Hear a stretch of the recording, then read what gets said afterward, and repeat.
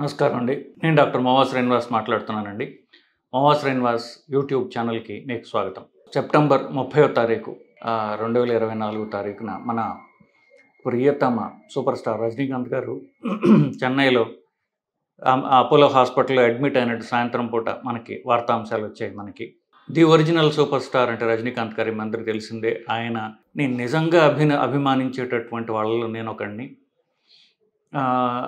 దీంట్లో 1% ఎగ్జాజరేషన్ కూడా లేదండి. నేను రజనీకాంత్ ఫ్యాన్ అని చెప్పుకోవడానికి నేను గర్వపడతాను. ఏం మాత్రం సంకోచం లేకుండా నేను ఒప్పుకుంటా. ఎంతమంది స్టార్లైనా ఉండనివ్వండి, మెగాస్టార్ కానివ్వండి, స్టైలిష్ స్టార్ కానివ్వండి, ఐకాన్ స్టార్ కానివ్వండి, natural star, energetic star, burning star, sudden star, lovely rocking star,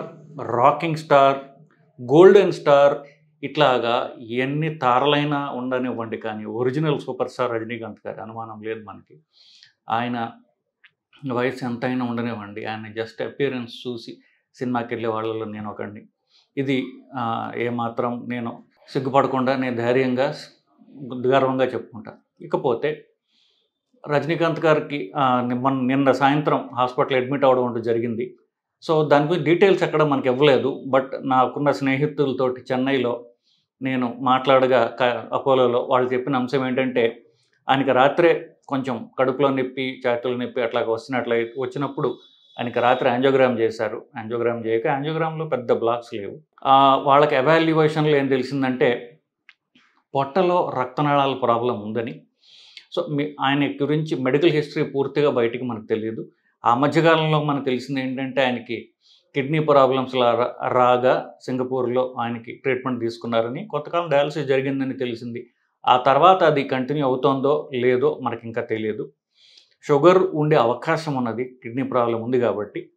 so ఇకపోతే ప్రస్తుత ప్రాబ్లం ఐడెంటిఫై చేసింది వాళ్ళు ఏంటంటే, మామూలుగా గుండె నుంచి, ఇది గుండె, సో ఈ గుండె నుంచి ఒక మెయిన్ రక్తనాళం వస్తుంది. దీన్ని బృహద్ధమని అంటారు. మీకు కనిపిస్తుంది ఇక్కడ ఈ ఎర్రగా ఉన్నది.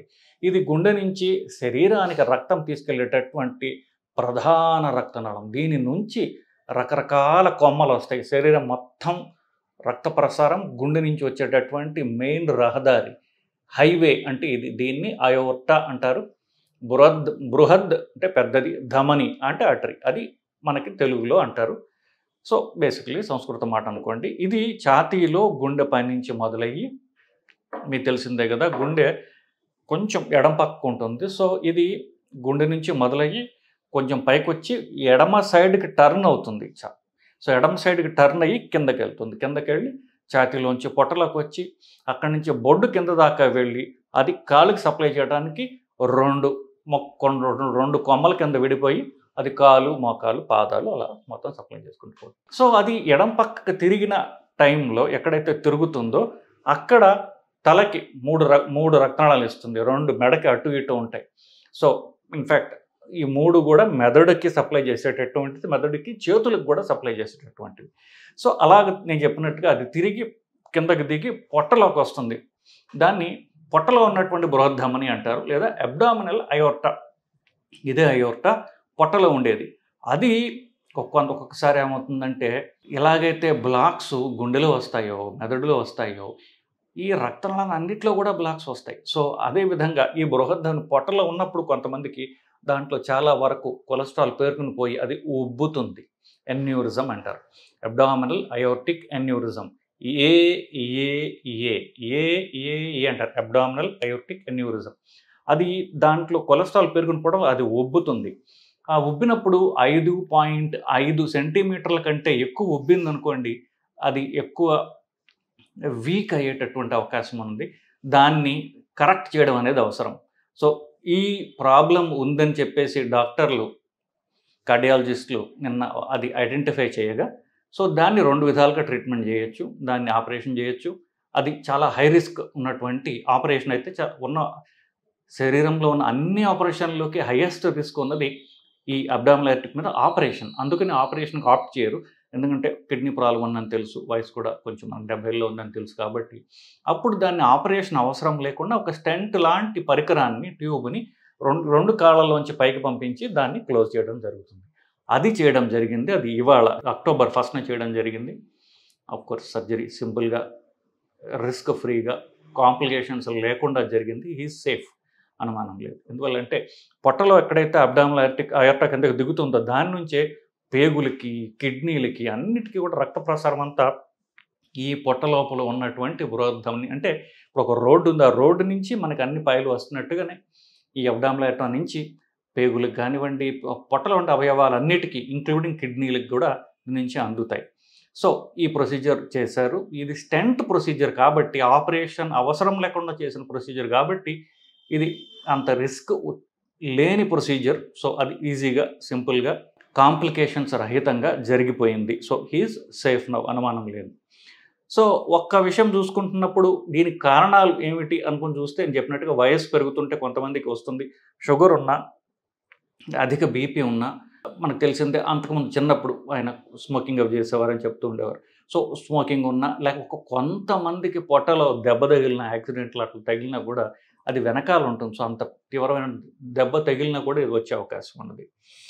సో ఇది మామూలుగా సైలెంట్గా ఉంటుంది. దీనివల్ల మనకేం తెలియదు, ఎందుకంటే అంత స్లోగా పెరిగేటటువంటి రక్తనాళం యొక్క ఉబ్బటం. కానీ సంవత్సరానికి 0.5 సెంటీమీటర్ కంటే ఎక్కువ పెరిగినా, అప్పుడు 6 నెలలకి 0.5 సెంటీమీటర్ పెరిగినా, సంవత్సరానికి 1 సెంటీమీటర్ పెరిగినా అది ఎక్కువ పెరుగుతున్నట్లు లెక్క.